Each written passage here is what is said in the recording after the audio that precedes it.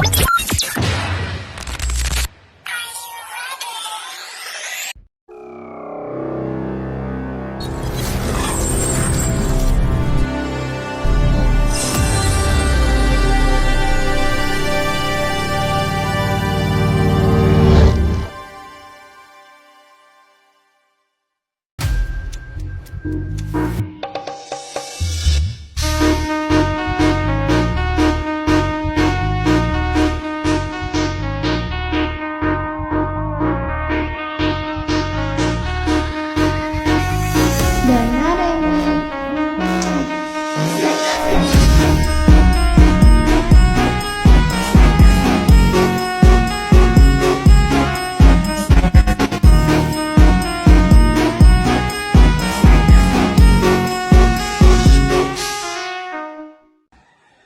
day everyone! I am here to present our prototype, which is the automated waste machine.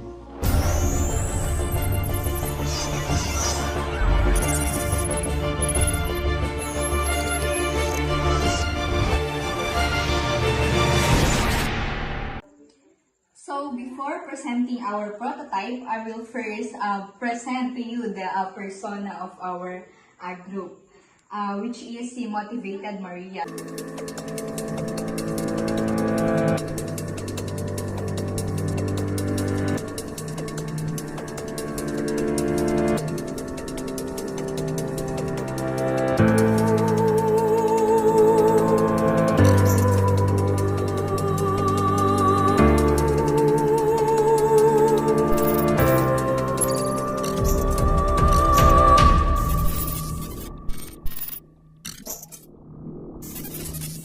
So here are the demographic profile of Motivated Maria. First, her name is Motivated Maria. Age 35 years old. Gender female. Marital status married with 2 children. Address Garita, Cabagan, Isabela. Job is canteen vendor and hobbies is cooking and cleaning. Here are the motivations and inspiration of our persona Motivated Maria.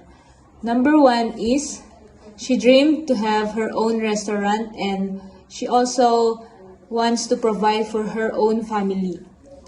Challenges and pinpoints of Motivated Maria during her staying at the canteen. First is not being paid, especially when students are crowded. So, dahil sa sobrang dami ng students, especially pag lunch breaks, minsan hindi na sila nababayaran. And ill-mannered students. May mga students na students na bastos, and how to properly dispose of trash because sometimes the collector didn't pick it. One of the major problems of Motivated Maria is hindi nako-collect yung mga garbages tuwing collection. And as a canteen vendor, also nagkakaroon din siya ng problem na wala na siyang time sa family. And also toxic workmates or lazy workmates. Defining quotes of Motivated Maria. Kung di mo tutulungan ang sarili mo, sinong tutulong sa'yo? Maniwala kang kaya mo, nangangalahati ka na.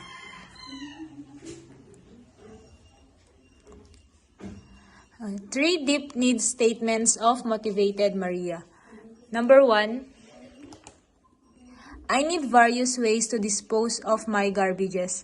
One of the major problems of Motivated Maria as a canteen vendor is hindi nila nadidispose ng maayos yung mga garbages.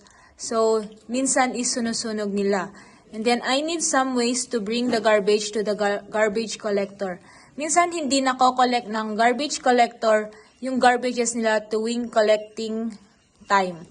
And then, I need ways to minimize dishonesty in payment. Because, pag crowded yung students, hindi na sila nagbabayad. And then, yun yung isa din sa mga problems ni Maria. Deep needs statement.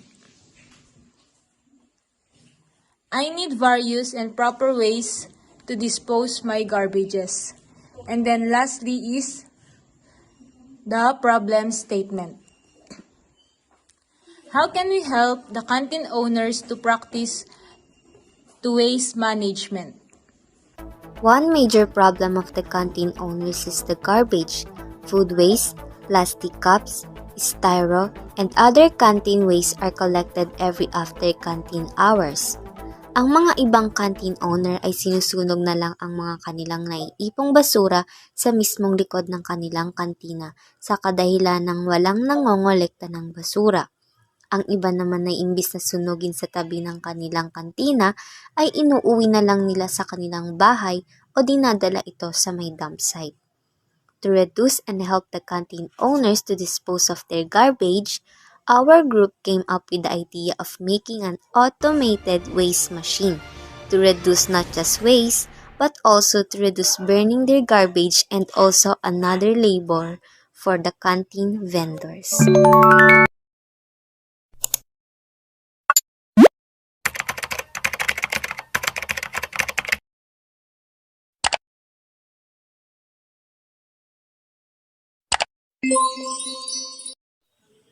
This automated waste machine will be made from thick bins. It has 3 big bins that can be used to store the garbage. The 3 compartments are labeled. These are recyclable, biodegradable, and non-biodegradable. The recycle bin will be colored blue. The biodegradable will be colored green, and the non-biodegradable will be colored yellow. Other than that, this machine will have a power button where when you put the garbage on it, you will power on and it will automatically segregate the garbage. The bins will have a 20 liters minimum capacity and 50 liters maximum. The biodegradable bin will have a blade inside for crushing the food waste to make a fertilizer. This automated waste machine is very useful for us to easily segregate our garbage. And also, this is eco-friendly because it will help us to reduce the trash and help us to clean our environment. The recyclable will be collected and will be given to a facility where they recycle. And the non-biodegradable will be disposed of properly. Our automated waste machine will have sensors to identify the waste it will be segregating. With the automated waste machine, we aim to make waste management smarter and to help the canteen vendors to reduce and properly dispose of their garbage.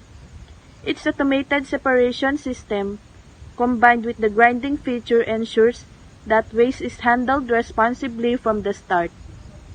The 3-compartment design not only encourages proper segregation, but also implies collection and disposal processes.